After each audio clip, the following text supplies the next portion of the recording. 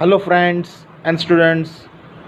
Myself, Dr. Ankit J. Shah, Assistant Professor at Sri P. M. Patel Institute of Biosciences, Anand, affiliated to Sardar Patel University, Vallabh Vidyanagar, and managed by Anand People's Medicare Society, Anand. Today, I am giving you this video for SY BSc students of semester 3 in the main branch of chemistry. And today in this video I will discuss on subject physical chemistry, and subject code according to Sardar Patel University is US03 CCHE22. And in this session I would like to cover some important points of unit number 2, that is chemical kinetics or chemical thermodynamics. And keywords of this session are heat capacity, molar heat capacity, specific heat capacity. So students, before starting this video, I would like to request you all, subscribe this YouTube channel if you are not subscribed until now, because in this channel you will get to see all the videos of my colleagues and myself of all different subjects, so you can get the notification of the video whenever we are adding this video in our YouTube channel. That will be helpful to you and for your knowledge. So, and do watch this video till the end, because in the end I will give you the type of question that can be asked from topic of this session. So students, without wasting any time, let's start this video. So today we are talking about heat capacity. So you know students, what is heat capacity?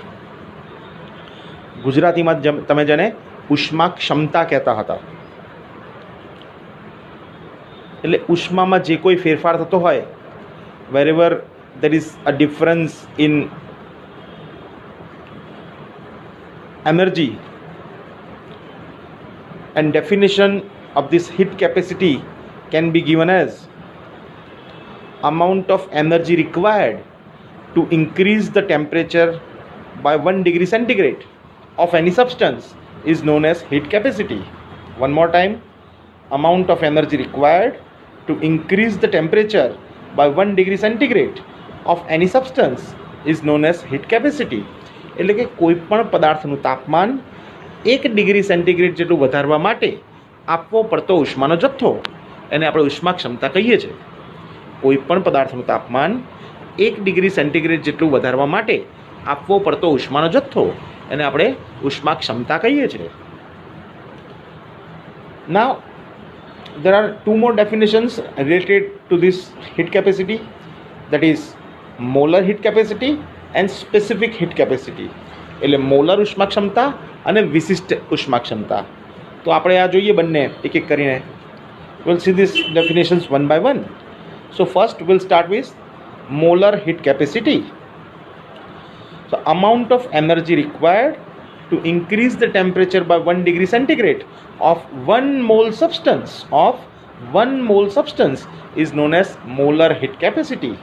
એટલે કે કોઈ પણ 1 mall પદાર્થનું તાપમાન 1 degree centigrade જેટલું વધારવા માટે આપવું પડતો ઉષ્માનો જથ્થો એને આપણે મોલર ઉષ્મા ક્ષમતા કહીએ છીએ.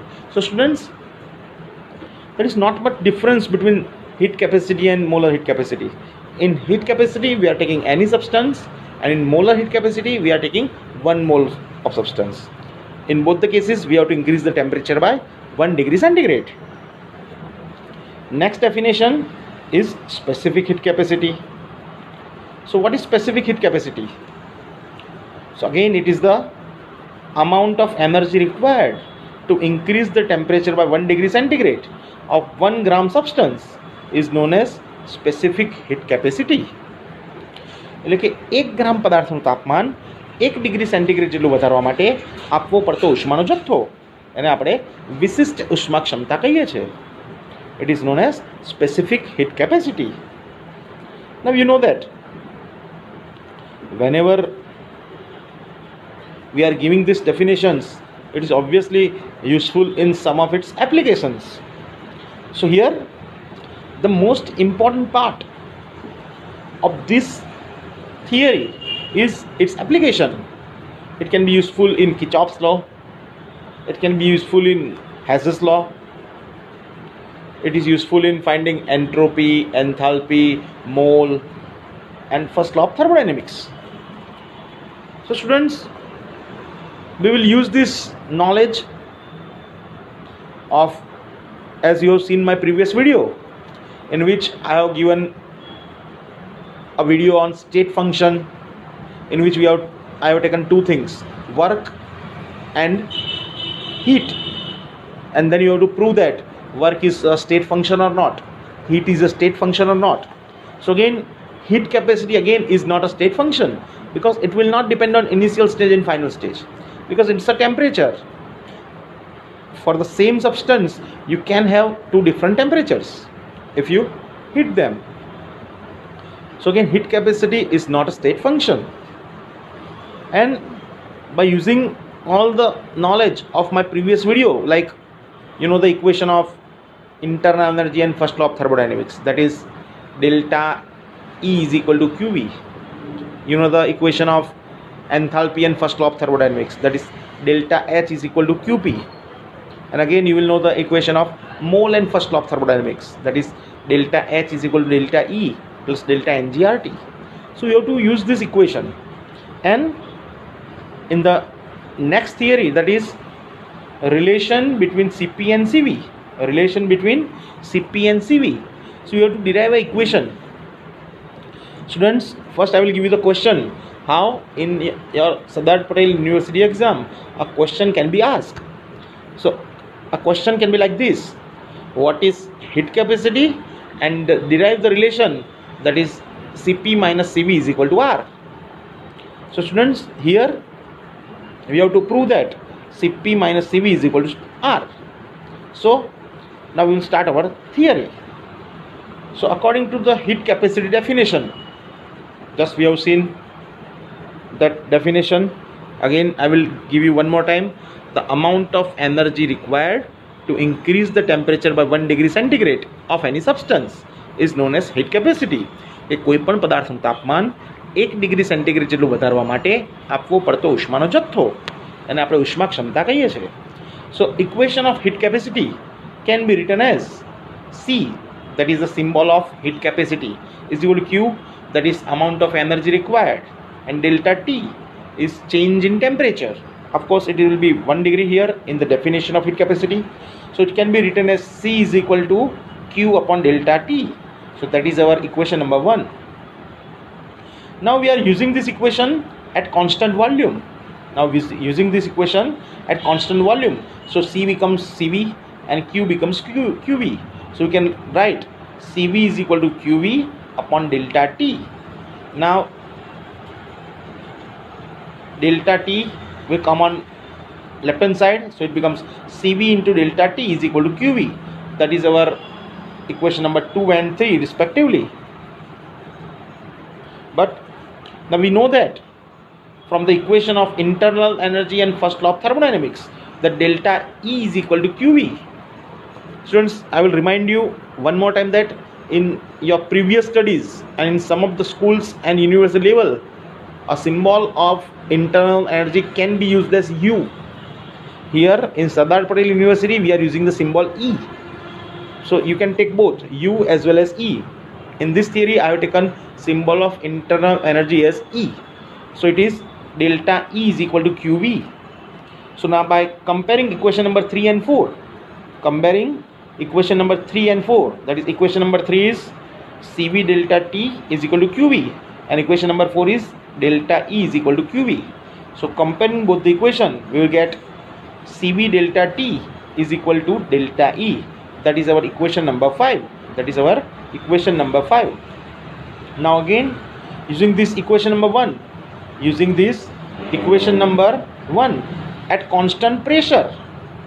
So this C becomes Cp and Q will become Cp. So it can be given as Cp is equal to Qp upon delta T. Cp is equal to Qp upon delta T. That is our equation number 6.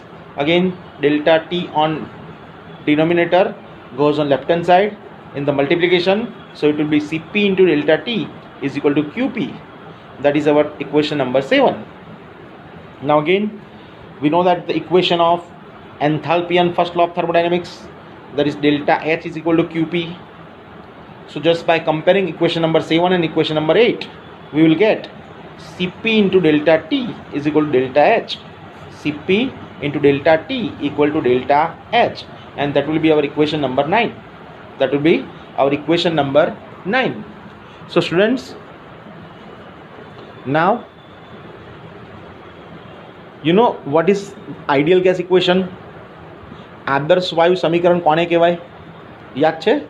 Yes, that is PV is equal to nRT, where P is pressure of the system, V is volume, N is number of moles, R is gas constant, and the value of gas constant is different for different units.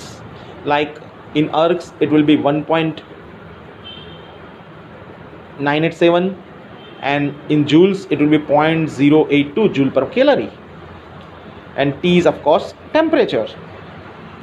So now we will using this 1 mole of an ideal gas. So here N is equal to 1 mole, so PV is equal to RT.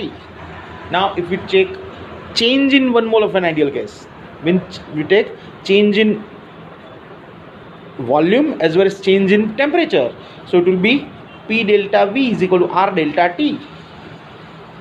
If you differentiate this, PV is equal to RT, we will get P delta V is equal to R delta T. So that is our equation number 10. So that is our equation number 10.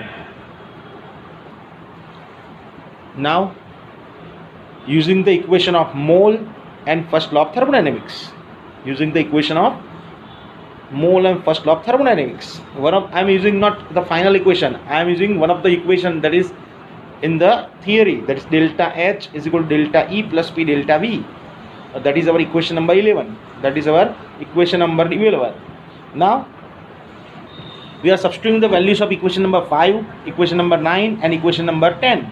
That is, you know that is our equation number 5, that is the value of delta E, that is Cv into delta T. Equation number 9, that is delta H is equal to Cp into delta T, and equation number 10, that is P delta V is equal to R delta T. So substituting these values, we get Cp into delta T, that is the value of delta H from equation number 9, is equal to Cv delta T, that is the equation value of delta E from equation 5, plus R delta T, that is the value of P delta V from equation 10. So it will be Cp delta T is equal to Cv delta T plus R delta T. Now dividing the whole equation by delta T, we will get Cp is equal to Cv plus R. Now take this Cv on left hand side, so it becomes Cp minus Cv is equal to R. Cp minus Cv is equal to R. So students, that is our final equation for this theory, because we have to derive the equation that is Cp minus Cv is equal to R. So that is our final equation.